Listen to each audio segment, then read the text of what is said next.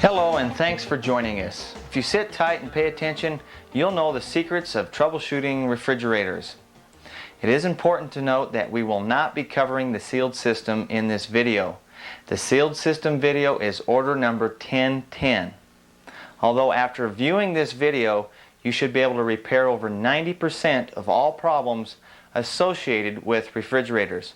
And that's because over 90% of all the problems are either simple heat transfer problems or basic electrical problems. Even though this video does not cover the sealed system, we will show you how to recognize sealed system problems.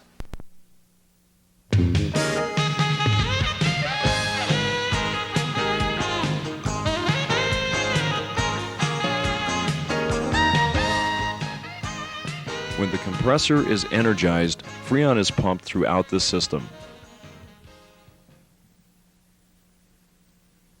The condenser coils become hot, then are cooled usually by the outside air or a fan.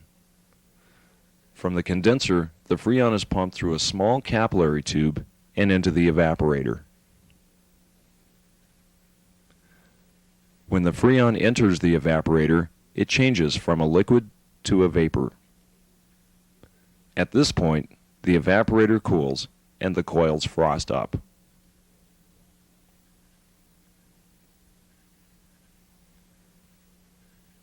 There are two types of non-defrost models: the conventional type and the two-temperature type.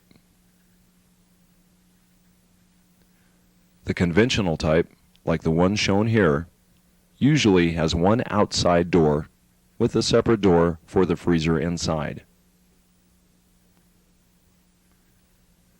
A baffle or vent allows the cold air from the freezer to escape into the refrigerator section. When the refrigerator is working properly, the freezer compartment should have a temperature reading of approximately